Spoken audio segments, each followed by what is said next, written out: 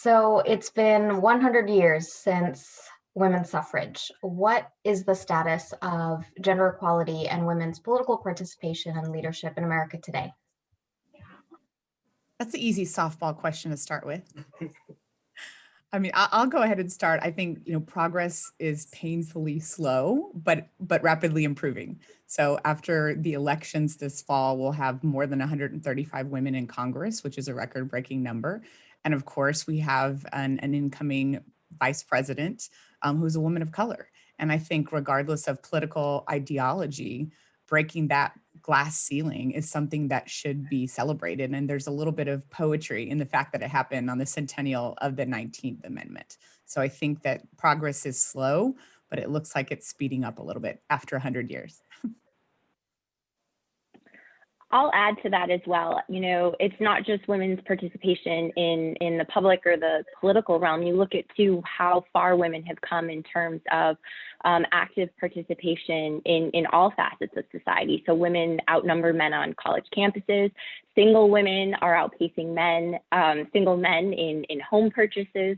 Women are starting businesses. In many places outpacing their male counterparts. So you do see women really asserting their rightful place across all avenues within the society in America. But I wholeheartedly agree with Jenifer that progress has been slow, and we have a lot of work to do. I think of suffragist Alice Paul and what she said many years ago on the sidelines of what was happening with World War II, actually. And, if women had not been excluded from world affairs, things today might have been different. And so, right now we've seen so many women step up and really be present on the front lines of what's going on in our country in the midst of COVID-19, and worldwide this is true.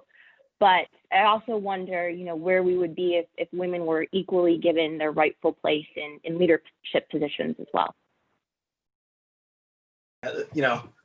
Let me say, I approach this conversation with a deep sense of humility, because not just because I'm a man, not just because I'm married to a wonderful Black woman, was raised by one, and have sisters and all those sorts of things, but especially in my role as like Chief Equity Officer, I think a lot about trying to center the lived experience over that which you can just like intellectualize. And so as I think about a conversation like this, I do my best to try to do the work to understand, but my lived experience is something that is just different, even as a Black man.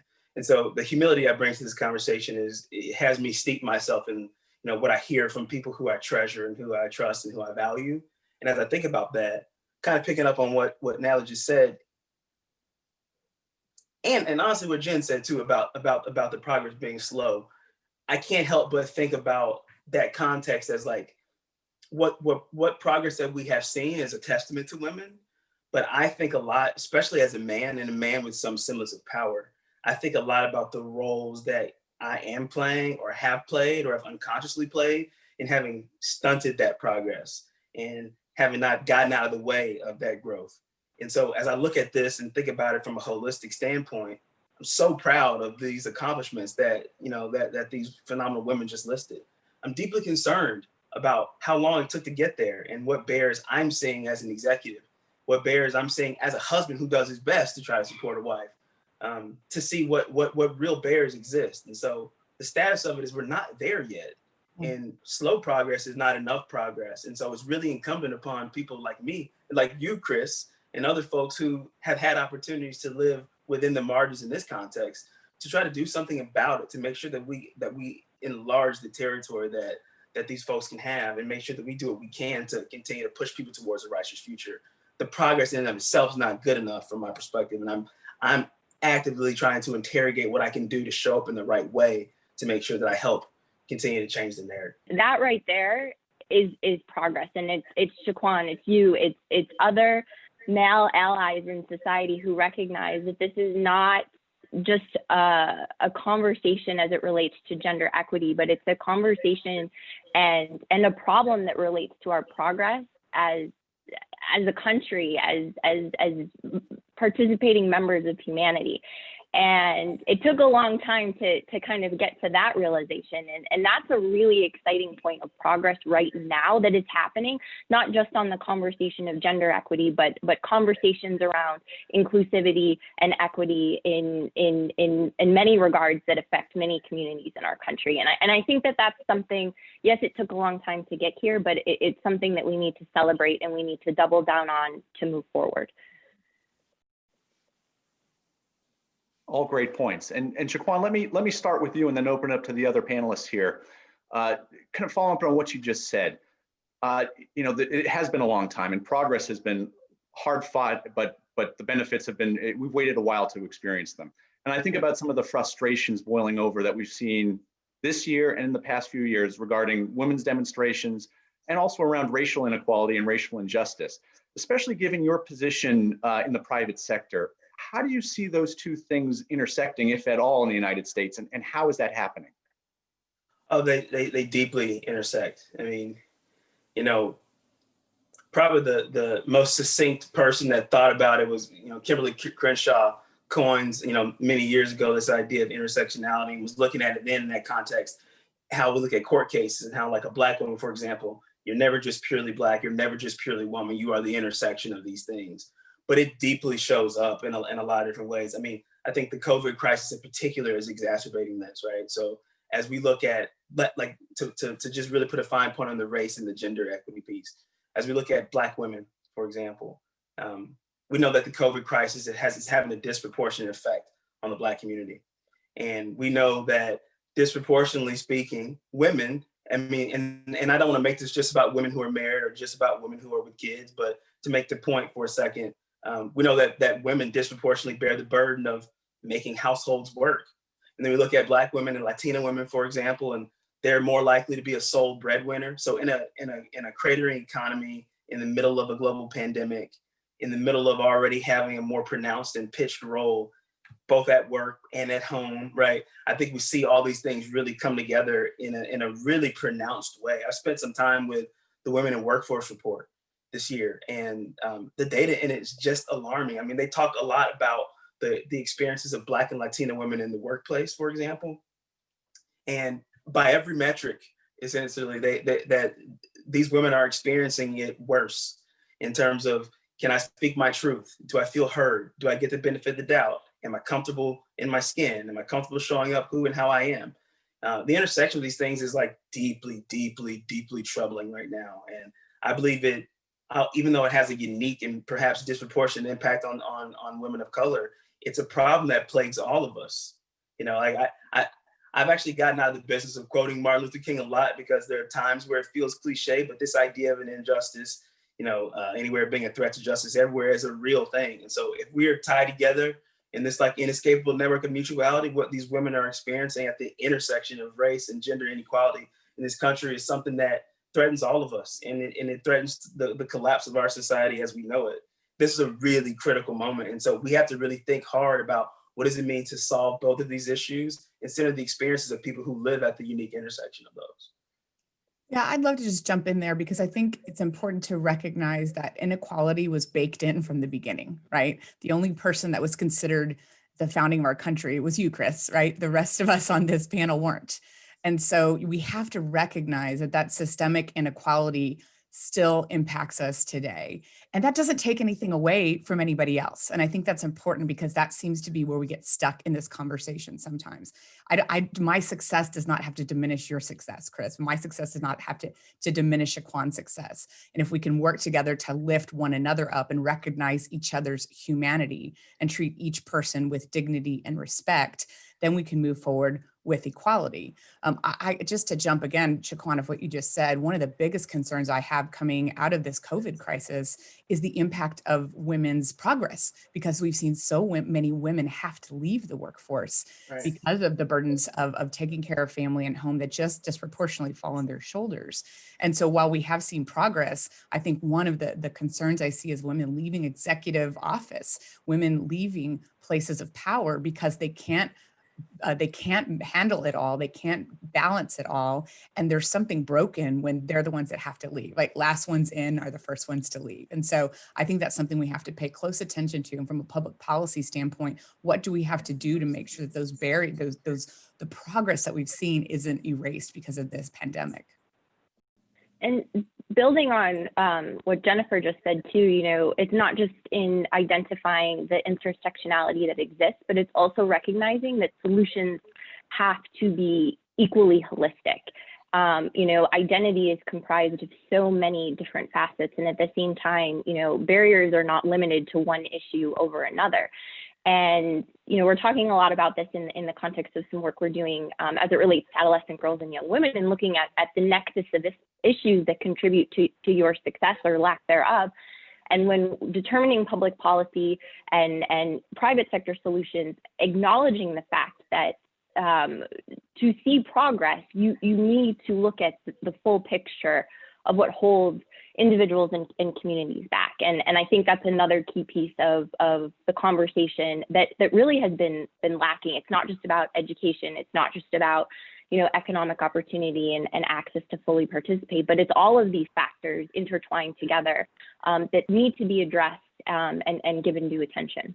Thinking about where some of the solutions to these challenges might lie, how can democratic institutions in America ensure equal opportunities for women's political participation and leadership?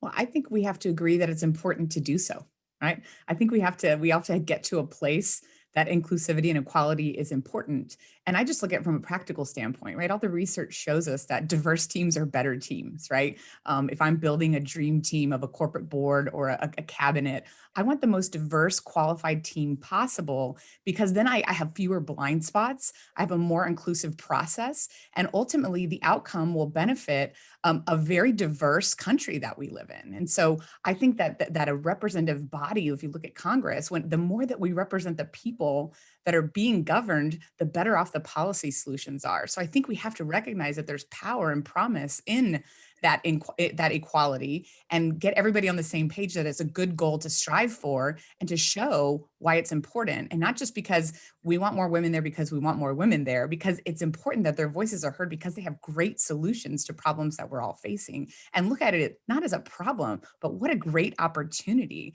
to have a better policymaking process that represents more people. And I think that part of that is a language change and a narrative change, and looking at it as something that we can move forward in a positive way together. Yeah, one thing I think about, I talk a lot in the work context about disaggregating diversity from inclusivity from equity, and how this helps answer this question. So when I think about diversity, I think about representational progress, like Jen's talking about, right? It's important, it matters. It's also not the end game. Inclusivity is critical. It's about like making sure that people can belong and have a chance to express their authentic selves. It's critical, it's not the end game. We think about equity though, that really requires us to take a step back and interrogate our institutions and our processes and our procedures and our policies, and really recognize that everything's either generating an equitable outcome or an inequitable outcome from my perspective. And so when we think about that, what I think that we have to actually look at is, in these democratic institutions, appreciating that the concept of a majority vote cannot ensure gender equity, candidly, right? So in part, I reject the premise. What can really help us get there though, is like people have to give up some power. If we're just to keep it 100 for a second, like there's this idea of, I know people get spooked when we start talking like this, and like we can absolutely grow the pie and all these sorts of things, but like we do have to make space for women. Like we just have to. And so there's gonna have to be some well-intentioned men who think of this social contract differently and say that we're in a moment right now where the world wants to be if I want the world to be the place that I want it to be for my little girl who's over here in the next room, like there are times where I have to step back and give Natalie and give Jen, who are equally capable of all these sorts of things, the time to step into it. So as I think about Congress, for example, you know, a place that is just ripe with, you know, seniority rules and all these sorts of politics that we don't typically see, like in these caucuses, especially these caucuses that purport to be, you know, oriented around the cause of justice, we're gonna have to give power to women and make sure that the institutions can become more accountable to women than they are today, candidly. I mean, I think a referendum on, you know, sort of the veracity of a system working or not is who is it ultimately accountable to? And if the power structure isn't set up in that way that it promotes this type of thinking and promotes these type of outcomes, I think we're in a rough situation. So I think it's incumbent upon people who have had disproportionate amounts of power for a long time to take a step back, look at the way the world is, ask the questions about the way the world can be, and cede some power in partnership and love and in fellowship to make sure that these institutions can become more accountable. So the question in and of itself is focused on institutions, but institutions are comprised of individuals. And there's a UNDP report, and this is in the global context, but 90% of people, both men and women, harbor some sort of bias against females. And to overcome that, yes, there's community and country level work, but there's also an individual conversation and individual reflection that we all have to have with ourselves for why we feel that way and how we confront that bias and just some of the prejudice that exists that continue to hold women and girls back from moving forward. And that's a hard thing to do, and we all need to do it. We all harbor these bias in one way or another, and to move forward into better institutions, that's a really key starting point. And I'm hopeful that we're beginning to accept it and embrace it and eagerly move forward in doing the hard work that needs to be done. Yeah, I think also I'm a communicator, so I always think about how the language matters and helping people understand what we mean. We say things like white privilege. And I have a friend who says, it's not white privilege, it's white advantage. You have an advantage. And then look at the data that back that up, right? What is the difference between me going in and getting a loan or me getting a higher access to higher education, all the different things from a data perspective that I have access to as a white person that somebody of color might have had a different perspective about, a different approach to, a different access to. And so breaking down the language that sometimes trips people up and turns their ears off. I think giving them, okay, let's peel back those layers and say what we're really talking about, and let's look at the numbers. I think the more people spend time thinking about that data, thinking about those numbers, the better off we'll be. I know I've had so many conversations, particularly this year, with people saying, I want to better understand, I want to read, I want to know the stories, I want to know the data. So when somebody says systemic racism, what does that mean? And what can I really understand about that? And it does make us acknowledge those biases and make us have to do the hard work of the introspection, which is tough and it's not easy. And people have to recognize that they walk into a space with bias, and that doesn't make them a bad person. The inability or the lack of desire to really attack those things is what can be their downfall. Let me follow up on something that we were kind of getting at with the last question. I'm sympathetic to how some people, even if they think that progress has been slow, say that progress is happening, especially when you factor in liberal democratic values and the values of a democracy. It's not perfect, it never will be, but it is a system that enables us to make up for our faults. However, it is interesting when you look at liberal democratic and open societies around the world, and they are still struggling, despite their values, with achieving greater gender equality. Whether it be legislatures or executive leadership in politics or in the private sector. Why do you think that might be? I think one of the challenges is that we don't mandate change, right? We let the kind of marketplace of ideas evolve us. And that is a value that I hold dear, right? I'm conservative. I like the idea of the market making decisions, but I also recognize that that's kept things the same way for a long time. And so from my perspective, one of the things that I've been very concerned about is the lack of progress of conservative women running for office, right? So we've seen great gains for women running for office overall, but it's been largely lopsided from an ideological perspective. And so instead of kind of complaining about it or waiting for the party to do something about it, I'm involved in 2 new organizations that are actively recruiting and training and equipping women to run for office. And it's very exciting to see that some of our efforts are paying off, right? And you had more Republican women elected this last fall than ever before. And so that progress is slow too, but I think people have to take an active role in making change and saying, instead of waiting for the institutions to catch up or waiting for organizations to catch up, like jump in and do the work yourself. And I think that's a little bit of sometimes we sit back and wait for these big changes to happen. And I think over time, if people get tired of waiting and start taking active change themselves, that's part of what we can do to move the ball forward. I think one of the challenges and you know, across the women's initiative right now, we're talking a bit about this, is we've also forgotten the common ground that exists. You know, so often when you talk about issues of gender equality or women's issues, we tend to get to very, very assertive, very heated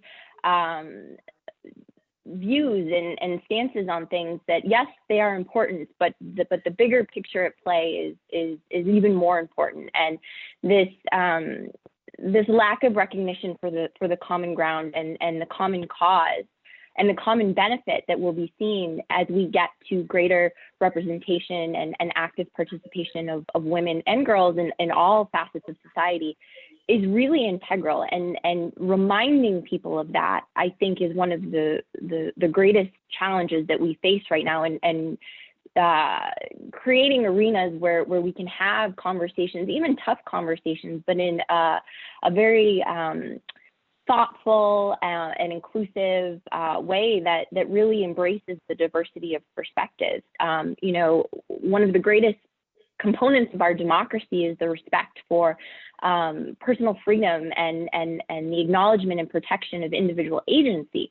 Yet so often that is denied to women and girls, and we really need to grapple with this conundrum that we face between the rights of an individual and the broader well-being of communities. And that's not something that is specific to conservatives or liberals. It doesn't matter where you fall on the spectrum with regard to your political ideology, with some exceptions. Of course, there are those outliers who just are not and never going to be for gender equality, unfortunately. But you know, we're more alike than we are different, and women comprise over half the population. So it's in our best interest to really embrace that common ground and start to move the ball forward, because if we don't, it is going to be to the detriment of all of us, both men and women. You know, Chris, when you asked the question, why do these liberalized open societies still struggle? I think it's because patriarchy is a sickness, and I don't think these things suffocate patriarchy, right? In the same way that I think white supremacy is a sickness. I don't think we can completely killed these things either, right? And so I had an interesting example. I'll just put myself on Front Street for a second. I'm putting together a racial equity convening at work, and there are three vendors. There are three people at this vendor that I'm working with. One's a Black man, one is a Latino woman, one's a Black woman. I'm really tight with the Black woman. And candidly, she checked me yesterday, because as I was thinking about the process and the outcome, my mind went just to the outcome, right? And so I was like, I'm gonna make sure that when they come and present this at my company, that all three of them are gonna get a chance to talk. But then she asked me yesterday, she goes, how many times did you meet with me about the content? And the answer was 0. And I consider myself not just an ally, I try to be a co-laborer in this, right? I try to pick up a shovel and dig as well. But the reality is patriarchy reinforces itself in a lot of insidious ways. And so I just didn't notice that the women weren't there in the meeting. Not that I don't care, I just didn't notice, because like the background presumption is that like, it's not shocking that they're missing, right? This is inside of a company from a chief equity officer whose entire intention, right, is to create equity for all people at my workplace. And I just royally screwed that up. And so I think it's really hard with these things, because this is just how we've been. These institutions were still set by humans who grew up in patriarchy, humans who grew up with things being reinforced with the way the world works for men, the way the world works for women. And so we can absolutely change this by, you know, what Jenifer's talking about, by making sure that we put women in a position to step up and step out and not wait on institutions to catch up, and by thinking about commonality like Natalie talks about. But the reason why is because we were built on patriarchy. And also, when people acknowledge that they've made a mistake, give them grace, right? This idea of the cancel culture, and if you make a mistake, you can never come back from it. I think we need to allow people grace to acknowledge mistakes and move forward and learn and evolve their positions, right? People are being confronted with information they never really knew before, or maybe they didn't take the time to try to learn it, but it's important that they recognize it and see their own biases, and that we give people that grace to move forward and have humility about our own role in perpetuating some of those same stereotypes, right? So there's definitely times when I've made choices and I thought later on, like, did I intentionally choose the man because that's what I've seen and that's what's typical and that's what's the norm? I need to look back and say, am I part of that system too? And give myself grace to move forward. And the last thing I want to add too is understanding that it's a journey. It's not just like, well, women have the right to vote, you know, we're done, dusted, like, let's move on to the next issue. It takes work, and it takes perseverance, and it takes commitment. Yes, the 19th Amendment 100 years ago gave most women the right to vote, but it didn't assure that right for all. And there were still barriers that existed for full active political participation of all women. And some of those barriers still exist today, and they will exist tomorrow, and they will unfortunately very likely exist for many years to come. But as we continue to acknowledge that and work at this as well as other inequities that exist in our society, that work becomes just a little bit easier, but it never goes away. And we have to acknowledge that it takes commitment to the cause every day to continue to move forward. What gives me hope for the future of women's political participation and leadership is, one, conversations like these, so thank you all. Two, I have loved seeing just the number of young women who have become politically active, that maybe weren't interested or weren't aware or just didn't have the intention to sort of follow what's going on, who are now marching, who are phone banking, who are doing all of these things to be active. What gives you hope for the future of women's political participation and leadership? Well, I'll jump on that young women piece. I think seeing pictures all weekend long of people with little girls with t-shirts that said, my VP looks like me. I mean, I saw those pictures and it brought tears to my eyes. I had the real special experience of taking my 7 and 9-year-old niece and nephew to the voting booth with me.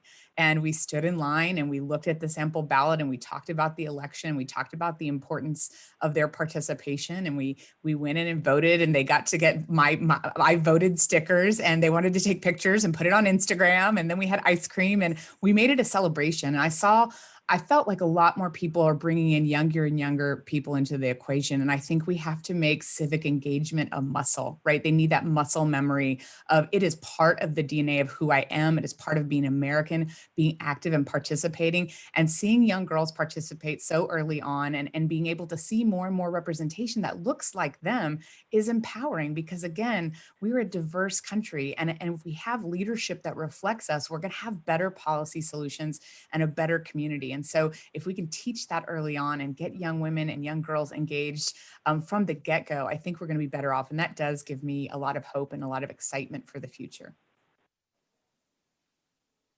I'm especially hopeful actually about the role of men and young men. And I wholeheartedly harbor everything that Jenifer said. I mean, this past weekend, regardless, and you said this, Jenifer, who you voted for, where you sit on the ideological spectrum, like, it's a big deal. It is a big deal. But at the same time, too, sitting on this conversation, I'm so grateful for the example of men like Chequan and Chris and my husband and the man I hope to raise my son to be, because it just feels like we've shifted a bit. And yes, we still have to push against the patriarchy and challenge examples of toxic masculinity and have hard conversations. But the fact that there is such grace and humility and eagerness to engage and to recognize the role that we all play in creating a better future and greater opportunity for us all is so refreshing. And I really think that the winds have changed a bit, and it just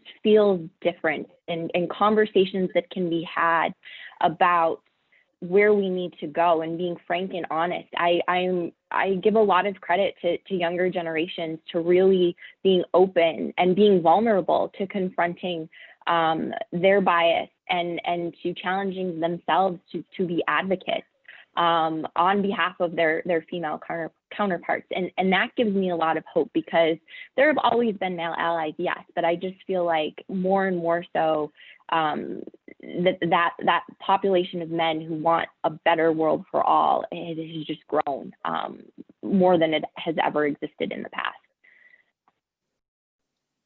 My hope is twofold. One is sort of similar to what Natalie said, is in my personal circles, like, you know, most of my chat groups are men, right? Like, and we're challenging each other on some of the stuff that totally flew when I was in college, right? Like, just totally flew. And like, now you have brothers of all races I'm seeing, like, bro, like, that's not it anymore. Like, you fall back on that. Like, we're this is not the Flintstones. We're doing something different now, right? So that's one thing that I'm really heartened by it, because there was a point where when I started to kind of get it, I felt way more alone in this than I do now. That I see other people sort of taking up arms in this conversation. The next thing that gives me hope, though, is, like, truthfully, my hope has always been in women. Like, it has always been in women. Starting with my mom, going all the way down to my wife and my little girl who's one, and you may hear crying in the background now. My hope is always in women. I truly believe that the woman is a radical evolutionary creature that has been what has pulled this country out of the abyss and pulls us forward more and more and more towards the light. And so I got to do my part. Men have to do their part. People in power got to do their part to work with that. But I think the reality of this country is that women don't let us lose. Women don't let us stay in the Stone Age. Women demand that we always press forward towards what we ought to be and what we might be. And so I have hope in that as well, because I don't see that changing. And I spent some time with two women right here on this panel that are making that really, really clear. And so you have my commitment to do my part to redeem the sacrifice that you have made and the women that come before you have made, and to continue to challenge people in the rooms where it might feel comfortable to be toxically masculine or to be anti-feminist. You have my commitment to do my part to be better as well.